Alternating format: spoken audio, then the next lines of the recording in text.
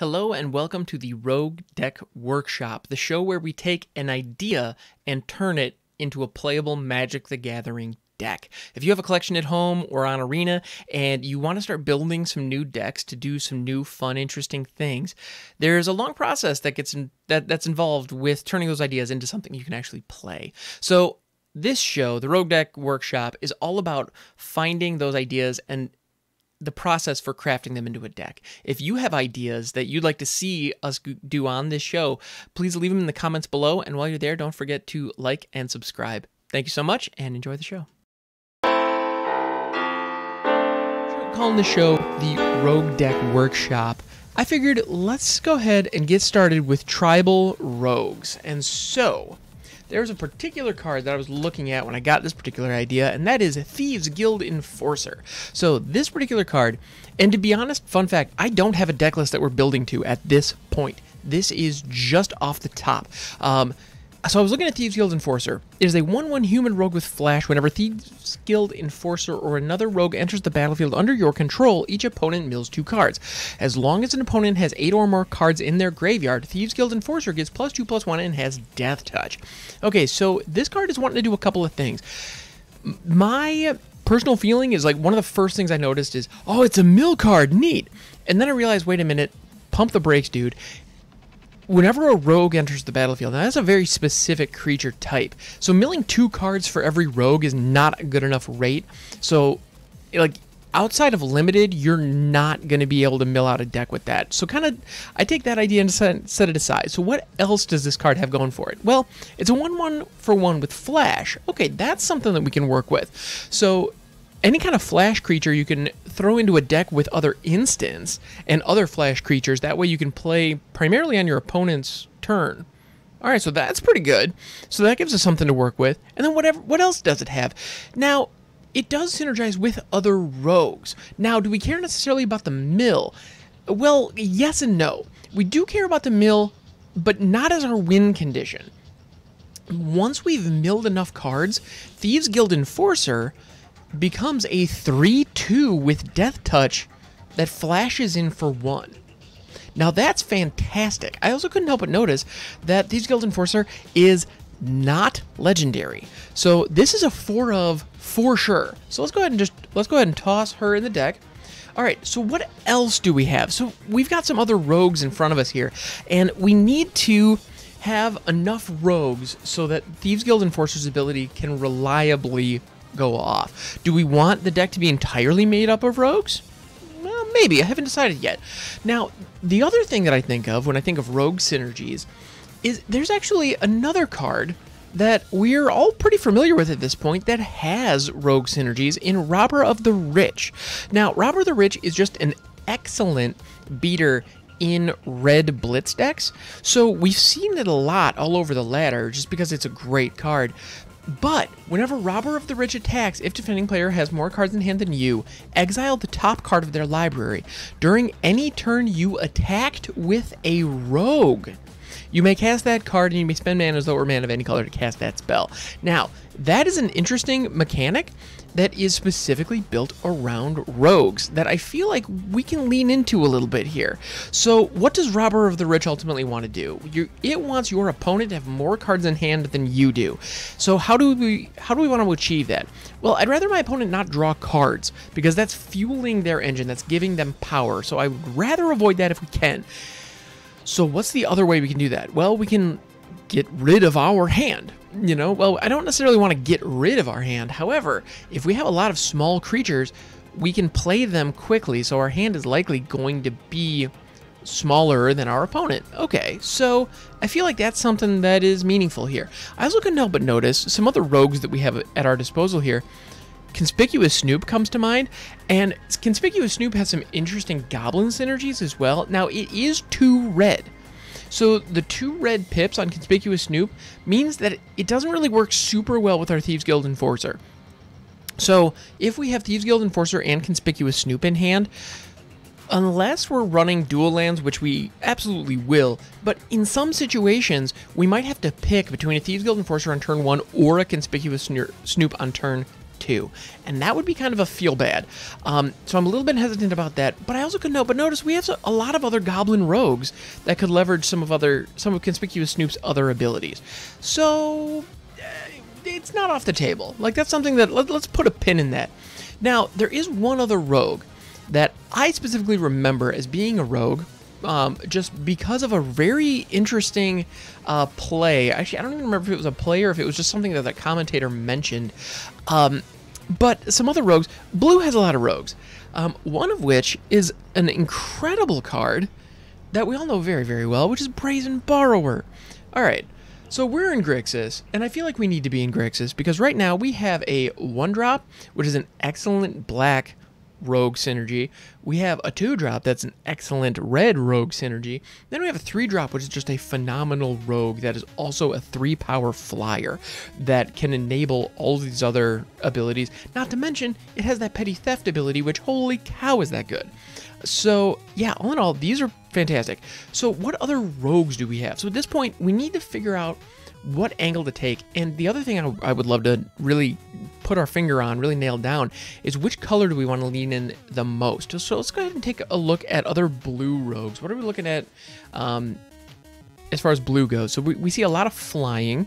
Okay, Ghostly Pilferer actually could be interesting here because when it untaps, you can draw cards. So that's a way of loading our hand if it's low, which hopefully it will be. Special thanks to Robber the Rich. Okay, so Ghostly Pilferer and Robber the Rich have some cool synergies, which to be honest, I'm just now realizing. Also, if right before attackers you have more cards in hand than your opponent, or you have an equal number of cards in hand than your opponent, you can discard a card, or any number of cards actually, to Ghostly Pilferer in order to trigger Robber the Rich. Now that might be kind of a Hail Mary play, but if you're getting mana flooded, that would be a way to just chuck some of those and ultimately get the Robber trigger. So you know what? Let's go ahead and toss those in there. I think there's something there. Fairy Miscreant is also a great 1-drop. Whenever it enters the battlefield, if you control another creature named Fairy Miscreant, draw a card. It's just a 1/1 flyer that has the potential of drawing you cards later, so there's nothing wrong with that. Certainly tempting. What else do we got? Cunning Nightbonder could be excellent and actually synergizes really well with our Thieves Guild Enforcer.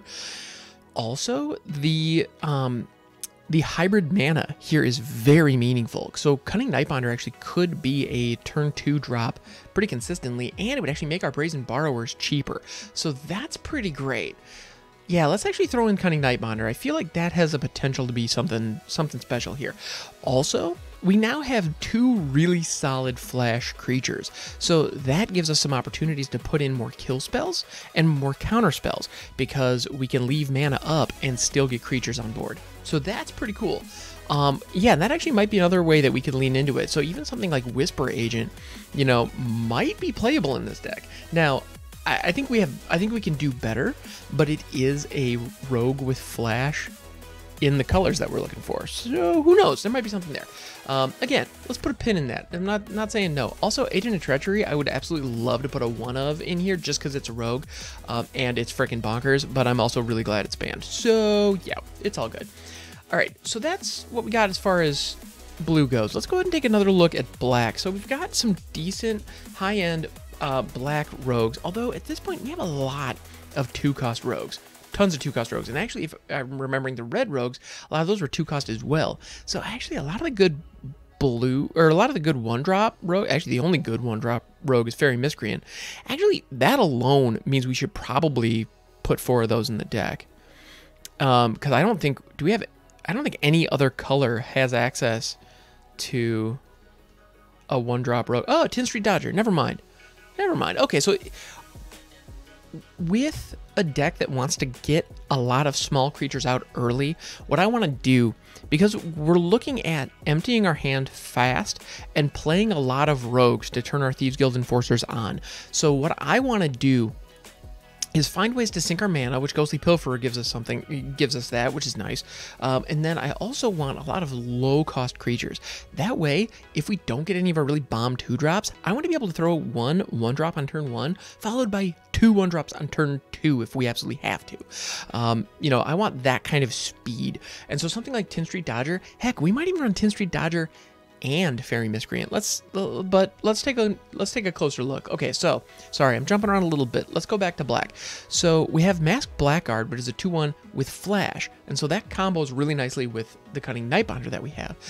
However, that does cost 2, so alright. Orzhov Enforcer is also a really solid playable. It has a 1/2 with Death Touch and Afterlife. It works great as a blocker, which could be really beneficial, because I think we're going to be attacking with the majority of these other creatures that we have. Duskmantle Operative and Temple Thief also are situationally unblockable. I'm not feeling that. I don't think that's great. Blood Burglar is also a really solid 2/2. I think this is better in vampire decks that can leverage the lifelink rather than rogue decks. Although, I mean, a little bit of lifelink certainly couldn't hurt. So that actually might be worth sideboarding. Actually, you know what? This feels like a sideboard card because in this deck, I don't want lifelink as a part of our core strategy. I don't think it's good enough to really get us where we want. However, if we're going up against a mono red player who's going to try to whittle our life away really, really quickly, I'm going to want access to lifelink as a way of counteracting that. So we can throw those in this. So if we were to play a best of 3, if we were going up against mono red, throwing this in from the sideboard might be useful. We'll probably have better options, but I figured for now, let's go ahead and tuck that away there because I can see that benefit. So, okay, that's interesting. Ooh, Bloodthirsty Aerialist is also a rogue. So actually, we could end up building a, you know, you could actually do probably some kind of lifelink rogue variant. I don't know. I don't know if there's enough support there, but it's an interesting idea. So what else do we got? Oh, we got some Rakdos rogues. That actually could be really nice because that fits into the colors that we're building. Blade Juggler is also interesting. I like Spectacle as a possibility, and since we're playing a lot of low-cost creatures, we're probably going to be really aggressive. So a 3/2 for 3 that draws you a card when it hits the battlefield, that ain't bad. Yeah, so actually that might be solid. I don't think we need 4 in the deck necessarily, but let's go ahead and toss in 2, because if we can't hit the Spectacle cost, this thing is really expensive and really problematic. Alright, so in these Rakdos ones, what do we got? Hackrobat, it has Spectacle too. Okay, so actually a Flash Spectacle style build might not be a bad way to go here. Interesting, so Hackrobat, it has Spectacle 2, it's a 2/3. Okay, so again, kind of more defensive stats, but I'm cool with that. You can pay 1 black, give it Death Touch, or you can pay 1 red and give it +2/-2. So you can turn it into a 4/1 if it's on the swing. That's interesting. That provides some interesting flexibility. I think there might be something there. Let's say, what else do we got? Rakdos Fire Wielder, just looking at the mana cost alone, not even curious about whatever else happens. It costs 4, which is like the top of the curve that I want to hit in this deck to begin with, which is another reason we didn't put in more than 2 Blade Jugglers, and to be honest, we might actually go down. The fact that that can be a 3-drop is the only reason that's actually in there. But Rakdos Fire Wielder, it costs 4, so that's already too expensive. And the fact that it's limited to black, black, red, red, oof. If we were playing something with Devotion, this would be a really solid option, potentially. But since we're not, I really don't want to touch this. But let's go ahead and take a look at what it does. When it enters the battlefield, it deals 2 damage to target opponent and 2 damage to up to 1 target creature or planeswalker. Actually, you know what? That's a pretty cool little piece of removal. If we weren't already invested fairly heavily into the blue rogues, if we were going a primarily black-red, or even an exclusively an exclusively like Rakdos rogue list, this as a piece of removal actually wouldn't be too bad. And it would enable Spectacle. So, you could do worse, actually. I feel like there is a style of rogue deck where that fits really, really nicely, but it's not quite what we're building today. And then Cheville, Bane of Monsters, happens to be a rogue. We don't have green in this deck, so sorry, dude. No offense. Actually, I think you're really solid. I think you're underappreciated. Just don't quite fit what we're doing today. All right. So, I think we got some good stuff. I find Davriel Rogue Shadow Mage kind of interesting. That is a bit of a nombo with Robber of the Rich, because with Robber of the Rich's ability, in order for us to steal our opponent's stuff off their library, we need them to have cards in their hand. We need them to have more cards in their hand than us, and so Davriel's focus is eliminating cards out of our opponent's hand, and punching them for not having cards in hand. So that doesn't quite, like, there's not a synergy there. Unfortunately. I also do like Audacious Thief, but I think he's just a little too slow to be viable. The idea of a 2/2 that whenever you swing, you draw a card, that's pretty solid. There's absolutely nothing wrong with that. However, at 3-drop, you know, at 3 that, and it doesn't do anything until it swings, I feel like it's just a little too slow. Actually, you know what? We can toss 1 Rankle in here. I feel like Rankle is just a really solid option. It can really, it can cut down what our opponents, it can cut down some options on our opponent's board, which is lovely. I'm all for that. And then it also just, I don't know, it has the opportunity to draw some cards and really ping down our opponent's life total, which is nice. So I'm all for it. I feel like Rankle is a pretty solid option here. So let's go ahead and toss him in too. Yeah, you know what? Let's toss 2 of them in there. Why not? All right. So far, I mean, Masked Blackguard is a solid role. Actually, you know what? Orzhov Enforcer, I think, is really solid here, and especially because it only costs the 1 black. So it's more defensive, but that Death Touch is no joke. Death Touch is incredibly powerful. So the fact that it comes with that just natively stapled on, excellent. All right. So we've got a couple of decent 4-drops.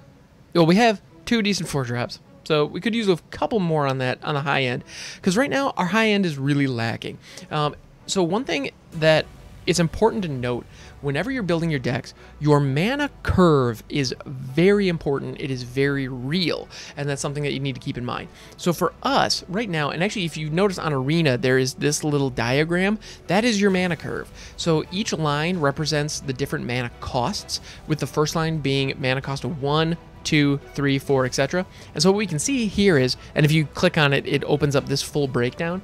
As you can see, we have a lot more 2-drops than anything else. Now, there is something important to note. These 2 5-drops have an ability on them that can reduce their cost down to 3. So things like that are really important to keep in mind when you are looking at this list, because those 5-drops are really misleading, because 90% of the time we want to pay 3 for those.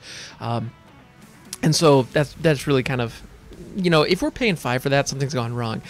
Which, I mean, it might happen, and if we need to dig ourselves out late in the game, we might end up having to do that. And that's okay. It's not our favorite, but we'll manage. So, yeah, that's the idea there.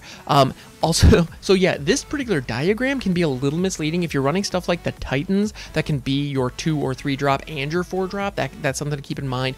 And also, like if you're running a mutate deck, don't even look at this, because it's based on the converted mana cost, not the mutate cost, which is what you're going to be paying 90% of the time for those creatures. So this is one of those. It's a really cool tool for a deck like we're building right now, but it is important to kind of be aware of some of those modifications. So yeah, Blade Juggler, it's a little misleading on that. The other thing, because our mana cost so far, our average mana cost is 2.4, and to be honest, I want to buff up our 1 slot a little bit more. That way we can be milling more folks, or, you know, milling harder and leaning into some of the other rogue synergies just a little bit more. We do have a little bit of an issue where we may run out of cards doing that, so we should have some kind of card draw engine. So that's a concern.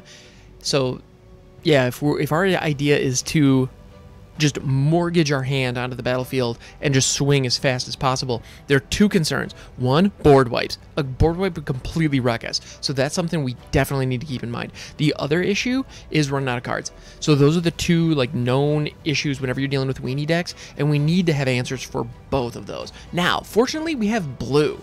So as far as board wipes go, we can slot Negate in here and just have it ready to go, because that would... Actually, I think a main board Negate is probably a really good idea, because so whenever you're dealing with counter spells, it's really important to know what are you going to be going up against. So Negate doesn't touch creatures. Now, that is a very real concern here, because even spells like the Titans that kind of behave like you know, spells like instants or sorceries when they first come out, they're still creatures, and so we don't get the benefit. You know, we can't negate them when they're initially played, even if they aren't escaped, even though it's a one-off ability and they're gone. But combat tricks, all of a sudden, you know, if we swing with a couple of our creatures and our opponent blocks in a certain way and hits like a heroic intervention, we can say, no, get that out of here, and then all of our Death Touchers can do their work. So that's pretty cool. Also, if somebody throws a Shatter this guy, which is really the thing I'm concerned about, then this gives us an option. And since we leaned into those flash synergies, that's pretty cool, because it gives us some opportunities to leave our mana up without sacrificing value. So let's go ahead and throw those in the deck. I'm going to throw 2 in the main board, and I'm going to throw 2 in the side.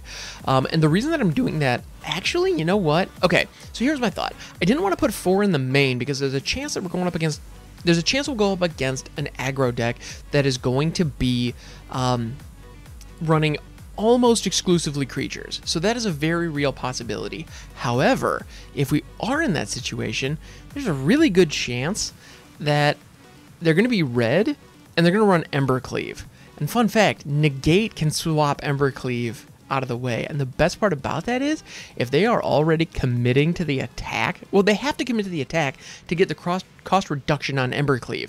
So their combat math can be based on Embercleave. If you negate Embercleave, then all of a sudden the combat math is no longer what they thought it was. And hopefully that means it'll work out in our favor. So, you know what? I just talked myself into throwing 3 negates into the main. I'm going to put 1 on the side. I don't want to go a full 4 here just yet. But after we roll this out, let's see. You know, we might adjust that. So another thing to mention there. Whenever you first build a deck, it is your rough draft. The very first time you play with a deck, you are playing with the rough draft. Content creators that publish lists and really talk about how to, you know, the decks that they have built and the decks that they are playing in competitive settings have tested those decks at least a couple of times to tune them up a little bit and identify what is going to work and what doesn't. So if you sit down with a deck, roll it out, and it gets completely stomped, don't lose hope. Now, if you roll that deck out 10 times and it gets stomped mercilessly 9 of those 10 times, and you were going up against like different matchups, okay, then maybe, you know, then maybe the core concept of the deck is flawed. That does happen. I have definitely built some pretty gnarly piles in my time that didn't stand a chance. Those happen. Like, there's no shame in that. You gotta try in order to see what works and what doesn't. So in this case, we're running with kind of a, yeah, and so ultimately, deck tuning is very real. We are going to come up with a rough draft of what this rogue deck looks like. We're going to play it a couple of times, and we're going to see if it works. And if it doesn't, we can go back to the drawing board and we can always tweak it. And a lot of those tweaks come with your interaction spells. So with spells like negate, maybe it makes sense for us to have 3 in the main board like we have here. Maybe it makes sense for us to only have 2. Maybe it makes sense for us to have 4 in the sideboard and instead have something else in the main. You know, I believe that we're going to be going up against Planeswalkers. I believe we're going to be going up against, you know, we're going to be going up against Elswith Conquers Death. You know, so enchantments that are really powerful. We also have equipment like the Sun Spear and the aforementioned Embercleave.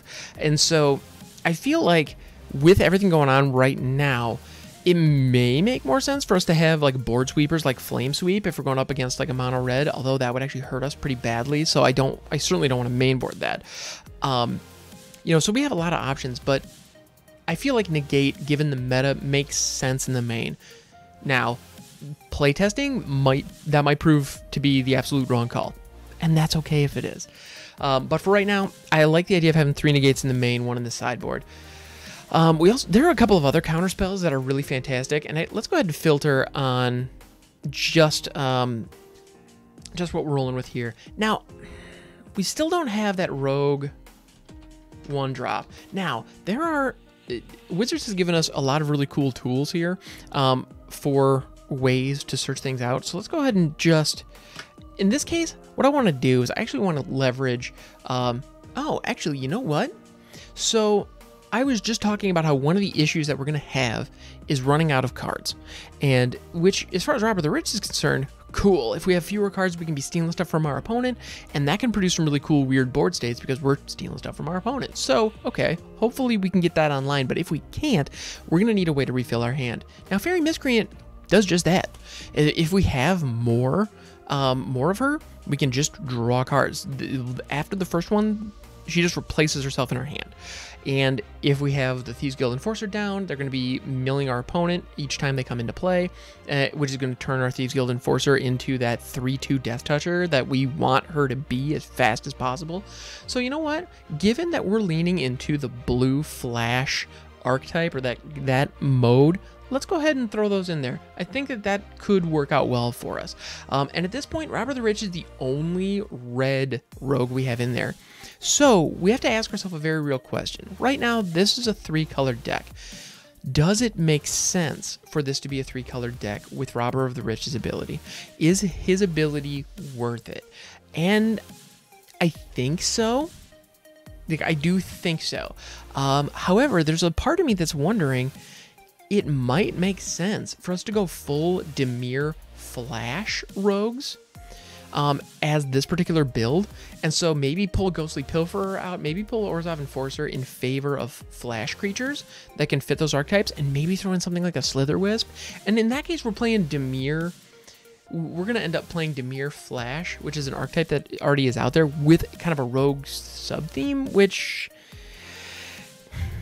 you know, actually, the more I think about it, the more I don't want to do that. So let's go ahead and not do that. So let's go ahead and instead, we can lean primarily blue, and we can have a red splash. So let's go ahead and keep Robber of the Rich where he is, because I feel like that ability is incredibly powerful, and I'd be remiss if we just let it go. I would be bummed if we didn't give it its due, give it an honest shot. Okay, and so then I guess the next question is, how much do we want in the way of black, or do we want to lean more into flyers? Because there are a lot of flying rogues, as it turns out. Who knew, right? So that's an option.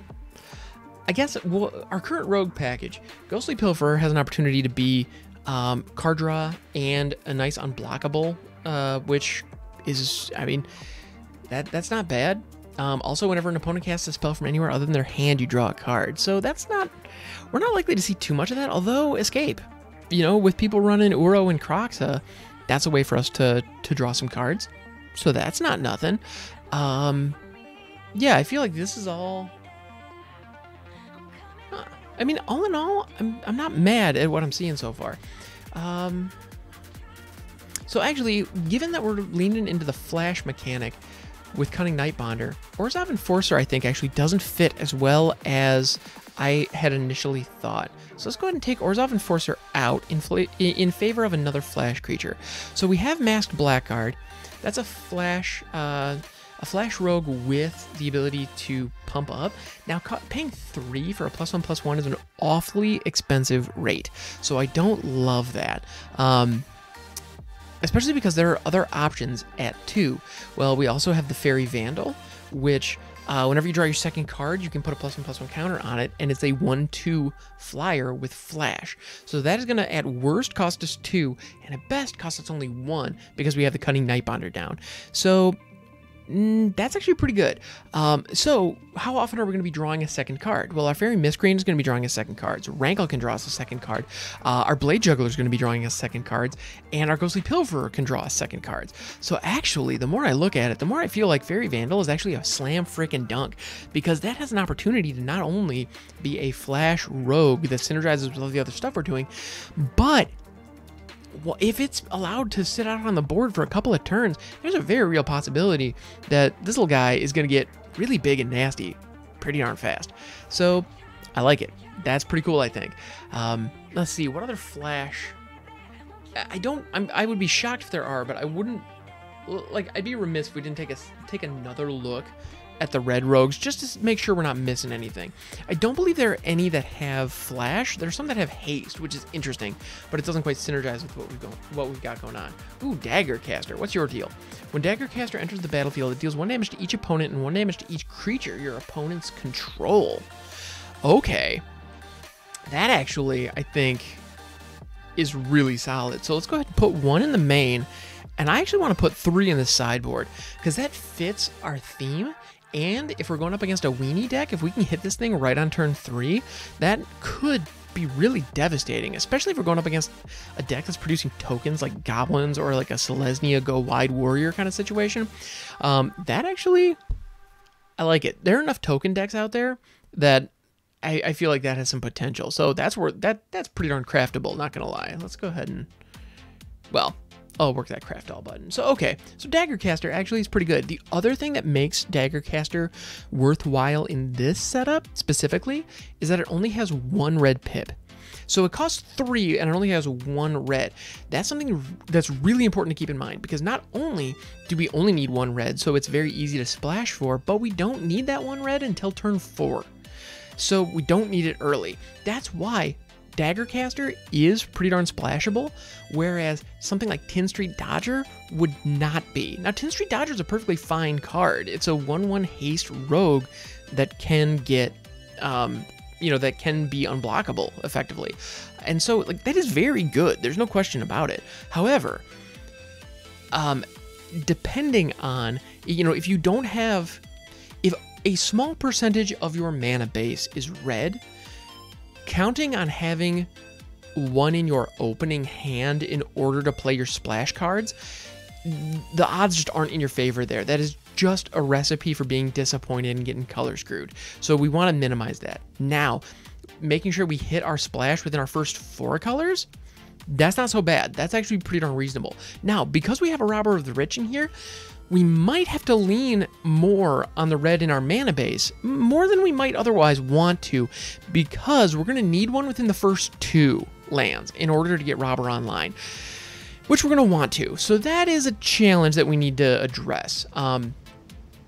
Which is not ideal for sure. But as a result, we can just ramp up the number of mountains that we have or the number of shock lands that produce red, and we'll be okay. It's not perfect, but we'll be fine. So yeah, I think Daggercaster actually has a home here. Now, you might be thinking, hey, Graham, I couldn't help but notice that, okay, our sideboard's not done, but our main deck has 60 cards in it. We are actually not done with our main deck, and the reason for that is because of our mana costs. Our average mana cost is 2.2. That is incredibly low. And so as a result, 24 lands is incredibly high. We are going to be getting mana flooded if we step out with 24 lands. Now, 24 lands is a great place to start, and if your average mana cost is 3.5, yeah, 24 is a great place to go. If you have landfall, like, kind of synergies with Uro, Growth Spiral, Arboreal Grazer, Dryad of the Elysian Groves, if you're going with that whole package where you want to have a lot of lands hitting the battlefield a lot, in that case, you actually would want to go higher. Like, if you're running 4 Arboreal Grazers, it's a good idea to have like 29 lands in that deck, because you're going to be getting the value out of it.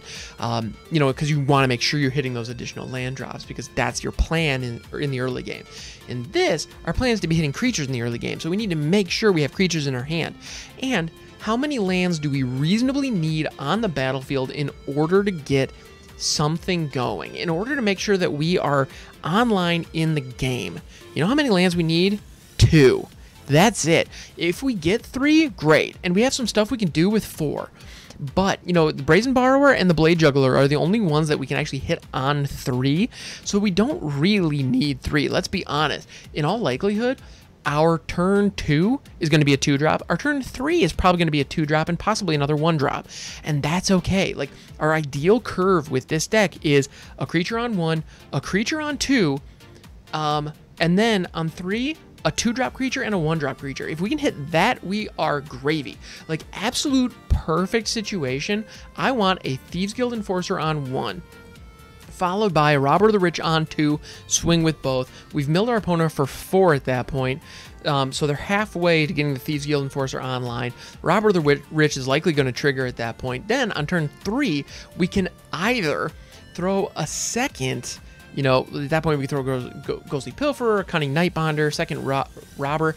Actually, by turn 3, I'm going to want to throw like a Fairy Miscreant or another Thieves Guild Enforcer and hold mana back, and have the opportunity to throw either a Negate or a Brazen Borrower. So turn 1, we're going to be throwing a creature, followed by turn 2 creature, with the ideal being turn 3 holding a flash creature as an option, as well as some kind of interaction.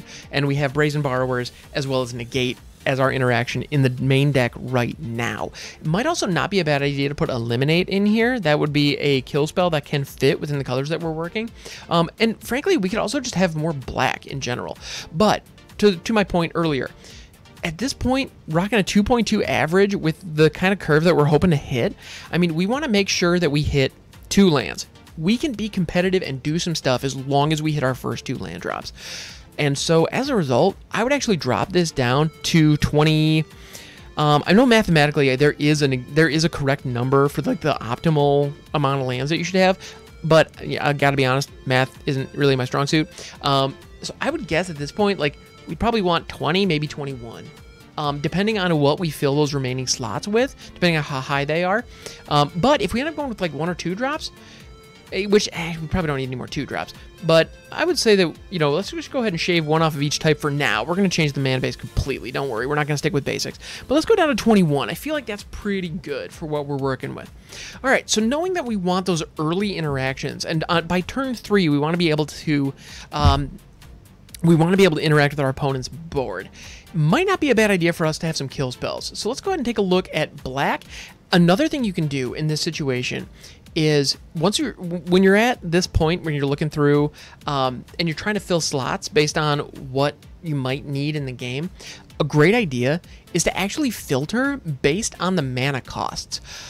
Also, public service announcement. We're building a standard deck right now, and if you're building a standard, a historic, or a brawl deck, and in other episodes of the Rogue Deck Builder Workshop, or the Rogue Deck Workshop rather, we will absolutely look into those other formats. But if you're building an Eternal format deck, there are a ton of wonderful tools out there on the internet that have complete, you know, the complete card database in them that you can use to build your deck. And they have advanced filters like these that you can use to filter down and find cards. And given how big the Magic backlog is, there's no way you know it all. I know I don't, and it's really important to leverage those filters, do those searches, and find that stuff out. So in this case, let's look at cards specifically in black with mana cost 3. And what we're looking for is potentially rogues, maybe, but what we're really looking for are cards that are going to help us interact with our opponent's board state. And we have a couple of options. You know, we have some cards that already bounce, and so we could lean into that a little bit more, in which case we'd have more of a tempo strategy where our goal is to force our opponent to kind of stutter a little bit and not get their strategy online. That's a possibility. Or we can look for spells that can kill our opponent's things, and specifically kill our opponent's early blockers, because that's going to be a huge deal. So a couple things I'm spotting already.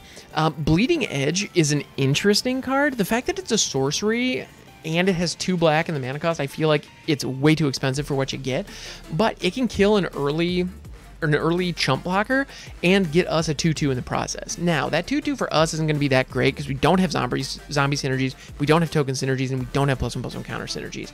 So it doesn't quite line up with what we're doing, but it's an interesting idea nonetheless, just because it can address those early blockers. The other thing that I see here is Call of the Death Dweller, which, while it's not an ideal card for early in the game, which is what I'm thinking, because ultimately if our strategy is online and it's working, we are swinging early and we're swinging fast with small creatures. So it doesn't really work in the early game. However, as a way of recouping value if our opponent does hit us with a board wipe, Call of the Death Dweller is a great way to do that. So I'm thinking it's the situations in which Call of the Death Dweller is going to be excellent. And because for 3 mana, it can get back 2 of our creatures. And because of how cheap our creatures are, they're going to be viable. Like, we'll be able to grab them with this. They'll be within range of this particular restriction, because up to 2 target cards with converted mana cost 3 or less from your graveyard to the battlefield, and put a Death Touch counter on one of them, and put a Menace counter on one of them. So, I mean, at worst case scenario, this thing could basically pull out Brazen Borrower and make him a Death Touch Menace on top of everything else he's got going on. All right, that ain't bad. And it also could pull up a Fairy Miscreant as well as a Robber or a Cunning Nightbonder that got killed early. So I feel like that's actually pretty good as a sideboard piece if we're going up against a control deck that's running board sweepers, because that is going to be a real issue for us that we need to be aware of and have some plans for. Let's see. Drill Bit as a way to strategically eliminate things out of our opponent's hand actually might be really killer here. The fact that it's a sorcery is a mild bummer. However, we're going to be hitting fast, and we're going to be hitting with small creatures, so Spectacle is probably going to be doable. And if we hit it late in the game, paying 3 for that effect isn't a bad deal. Like, it's a little pricey, but we'll have mana to spend at that point, so I'm not mad. That's an idea. Elspeth's Nightmare is also a really cool way to get to get value early, because chapter 1, so if we hit this right on 3, chapter 1 can remove a blocker from the game, chapter 2 can strip a threat out of our opponent's hand, and then chapter 3, any graveyard interaction that they have, any value that they have in their graveyard, is completely gone. So actually, that feels like it could be a really good fit here, because that gives us control on 3 different levels without really impacting our tempo much at all. If we hit it, great. If we don't, fine, you know. So I'm thinking that actually might be a shoe-in. So I'm gonna go ahead and slot 3 of those in there right now. I feel like that's pretty good, but let's give it a shot and let's keep looking. A Hooded Blightfang's interesting here. Grim Tutor, if we had like one real bomb that was worth digging for, I would say Grim Tutor would fit really nicely in the 3-drop slot. Because we don't, and a lot of these cards are more or less interchangeable because they're rogue bodies. Yeah, and we're not trying to amass any kind of combo here. I don't think Grim Tutor fits. I think Memory Leak is interesting. Liliana Standard Bearer is also a great way to survive a board wipe, or at least recoup value after a board wipe by throwing it down late. And it's a flash creature, but it's a zombie knight. And if nothing else, that doesn't fit our flavor whatsoever. Midnight Reaper actually could be solid here because Midnight Reaper draws cards whenever a creature dies. And we have a lot of small creatures. And in all likelihood, many of them are going to die. Let's just be honest. And so being ready for that with the Midnight Reaper might not be a bad plan. It's a little situational. The other thing is, though, Midnight Reaper is a little bit of a lightning rod. And by that I mean it actually just absorbs the spell Shock in a lot of situations.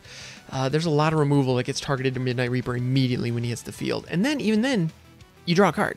Like, so even then, you do, it replaces itself if it gets killed. So that actually wouldn't be a bad way to go about it. You know, that could get us some cards, so I'm interested there.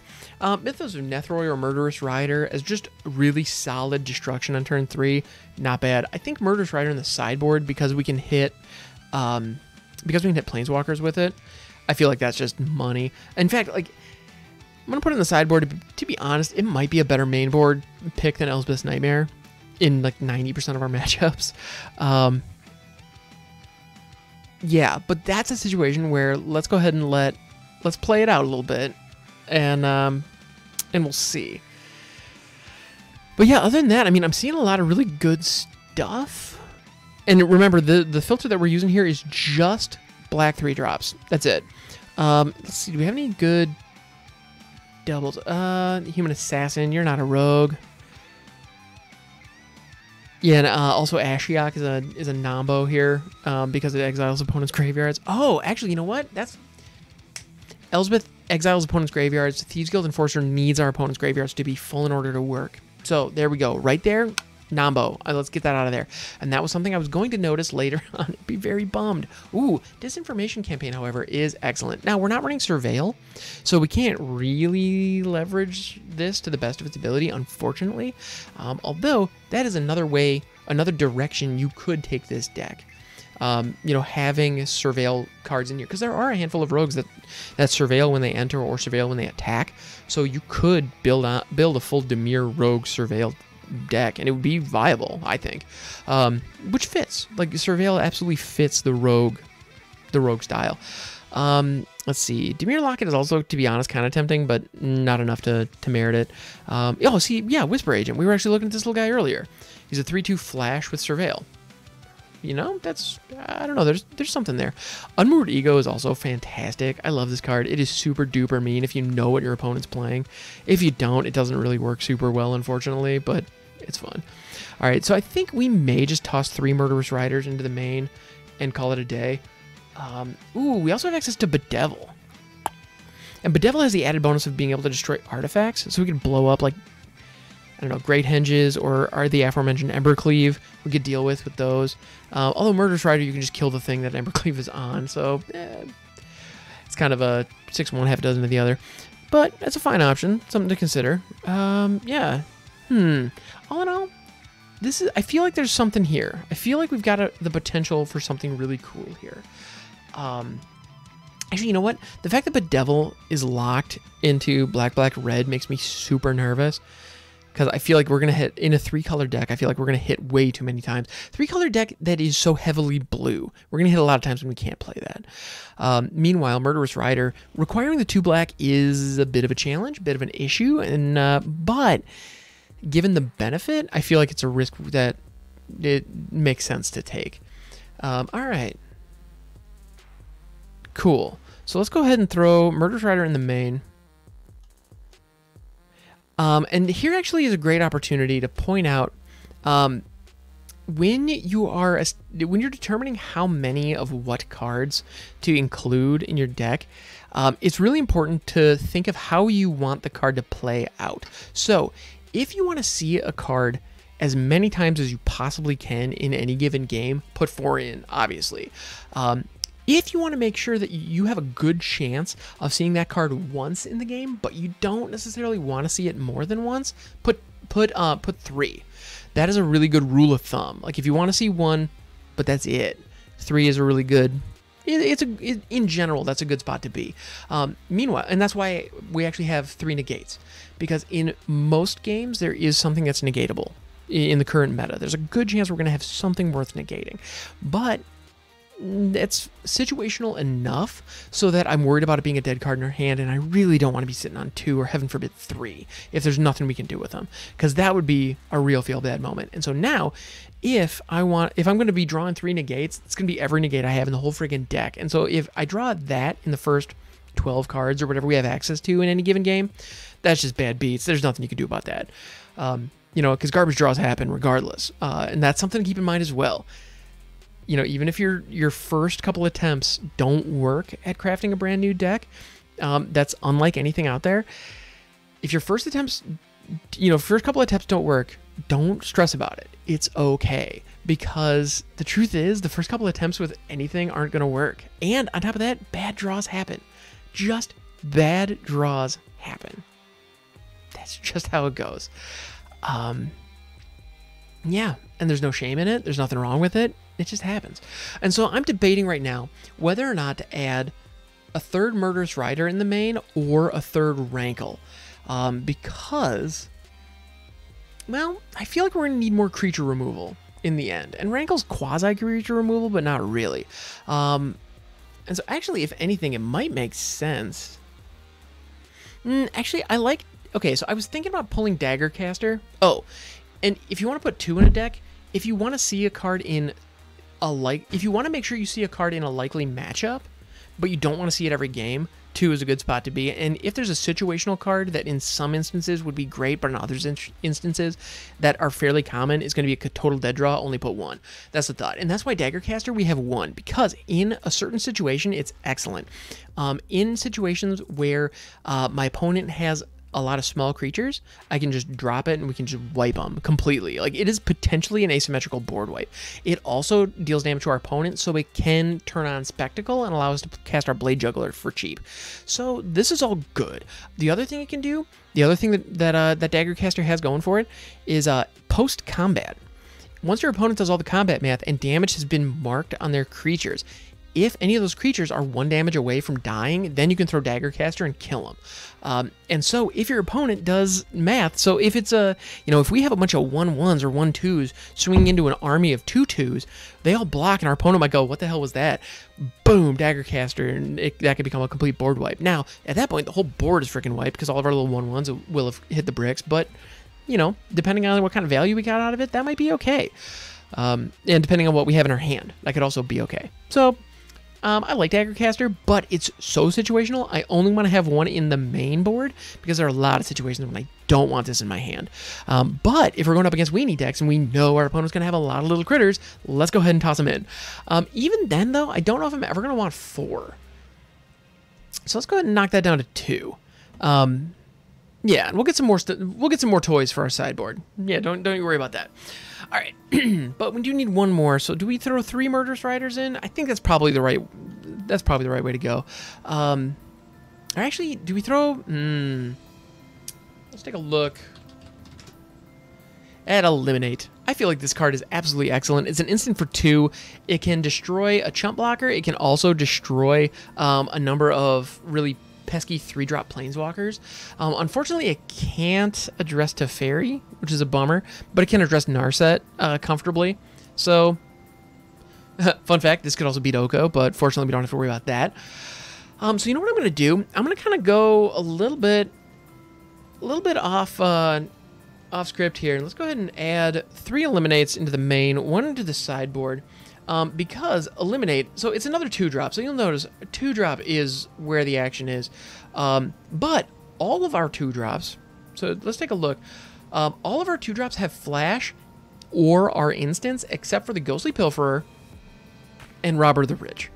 So if we do not have a 2-drop interaction, we can throw one of those, or if we're just gonna like blitz all out and go Robber style, that's an option for us. But if we have interaction in our hand, we can hold back for the Cunning Nightbonder and Cunning Nightbonder or the Fairy Vandal, and all of a sudden, like if we can hold that stuff up and have the option of Brazen Borrower bouncing, negating, or eliminating. And depending on what our opponent has and which of those will be the most effective for what we're going up against, we can tweak the proportions within the deck based on what's in our sideboard. So I'm feeling pretty good about that. This sideboard I feel like could use some work. It's not wonderful by any means, and I know that. The sideboards are, to be honest, kind of my weak spot. So there are probably some situations. Actually, Blood Burglar, I don't think Blood Burglar really has a place here. Actually, I mean, that mono red situation that we were talking about, being able to gain life, it's not nothing, I guess, because, yeah, that actually allows... Actually, you know what? Okay, all right, I'm coming around. So in a mono red matchup, Blood Burglar can put pressure on our opponent in a situation when they usually aren't pressured. Plus, by gaining life, it's negating a lot of the damage that they're coming at us. So Blood Burglar is effectively an attacker and a blocker in a way, because we're gaining that life to offset anything our opponent's throwing at us. So, okay. Like, I'm not super mad at it. It's not my favorite, but we'll be okay. All right, so we're missing one key piece, and I'm not talking about the sleeves. We'll get there, though. No, I'm specifically talking about the mana base. That's something that we do need to dial in. So first things first, let's go ahead and click on the lands, and let's go ahead and filter on the colors that we're in, because that's kind of important. So first things first, whenever I'm doing a 3-color mana base in standard right now, the very first thing that I look at is shock lands. Now, I'm recording this prior to rotation. It's currently July 2020, so I understand after rotation the shock lands aren't available. However, the same concept applies, because I have no doubt there's going to be some kind of dual or tri-land in Zendikar that we're going to have access to. Maybe fetch lands?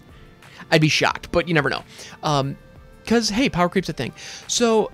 And everything's digital, so why not give us fetch lands? So, sorry, that was not meant to be the... Anyway, so what we can do is we can filter on multicolor. So that's something to keep in mind. So what I like to do whenever I'm building a 3-color deck, one of the first things I do is actually go down to just 2 of the color pairs and then filter on multicolor. Because what that does is it eliminates all of the monocolor utility lands, which we might want, like the castles and whatnot. But it also gives us just the good duels. So it gives us access to the Scry lands, it gives us access to the Guild Gates if that's something we're interested in. We also have the Gain Life lands, which usually aren't very good, although I gotta admit, I do have an Orzhov Vampire deck that is intentionally running Scoured Barrens right now because of all the life gain triggers. It's rad. But most importantly, this gives us our shock lands. And no doubt, whatever dual lands that we have in the future, or whatever tri-lands, because you'll also notice we do get the triomes in this filter as well. It just helps filter out the noise, and so we can just cut down to the good stuff. So we want 4 Watery Grave for sure, all day, every day in this particular build. No question whatsoever. And let's look at the other ones. So Guild Gate, we don't have any gate synergies, so we definitely don't want gates. The life gain lands coming into play tapped is not worth 1 life, especially in this deck, because this deck is so cheap. All of these cards are so inexpensive. We want to hit the ground running. We want to hit the ground running fast and put the pressure on our opponent and make sure they feel like they are on the back foot the whole game. That's the goal. This is an aggro deck. Don't forget it. There are some control elements, but at the end of the day, we are going to try to put pressure on our opponent and really just bring some hurt. That's the goal. And so if we knowingly put lands in that are going to slow us down, like Dismal Backwater or the temples, like Temple of Deceit in this case, if we put those in here, we are willfully choosing to have turns 1 and or 2 and or 3 be less explosive than they could be. And in some decks, that's perfectly fine because they aren't doing explosive stuff on those turns anyway. So being able to get a little extra value on the lands is great. In our situation, that is not the case. We need these lands to come into play, and we come into play untapped so we can use them right away. Period. End of discussion. We just do. And so as a result, we want as many of the shock lands as possible. So we were looking at the Dimir color pair. Let's look at the Izzet color pair, blue and red. So we got all these other ones, but Steam Vents, that's the one we're looking at. Get in here.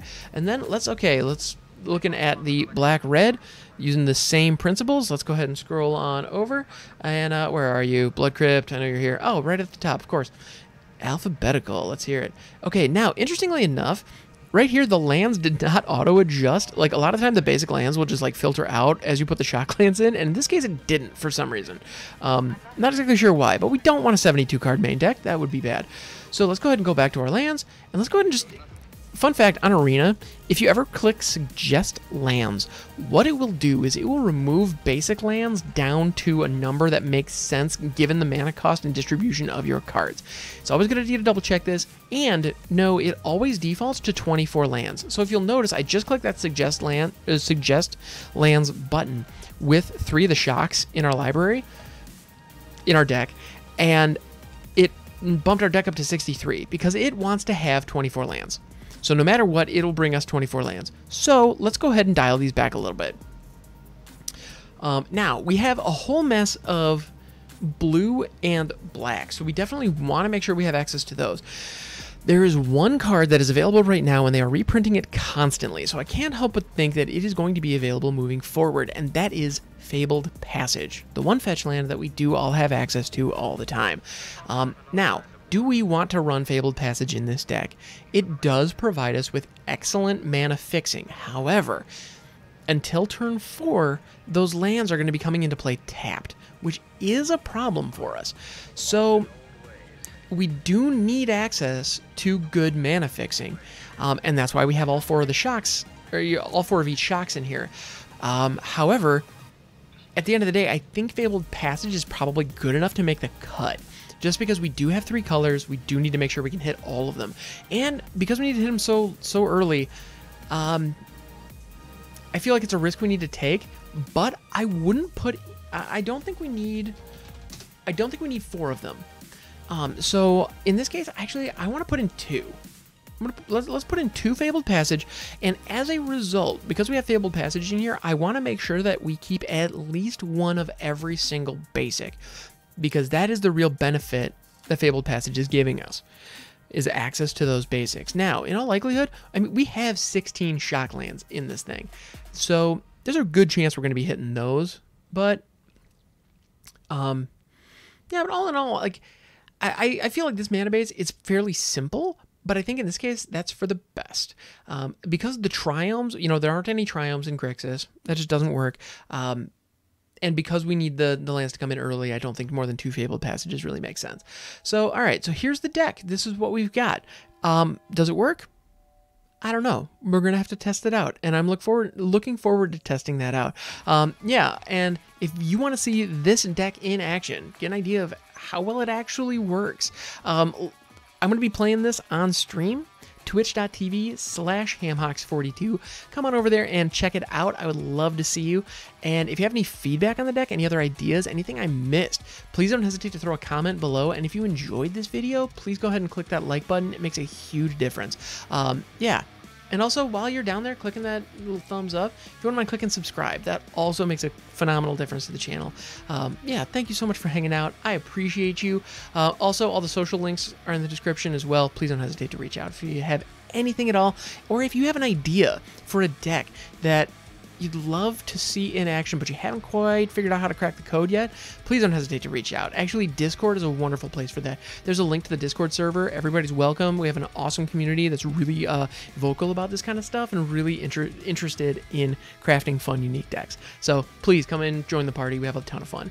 All right, everybody. Thank you so much for tuning in. I appreciate you. This has been the inaugural episode of the Rogue Deck Workshop. There are more of these to come, and I will catch you next time.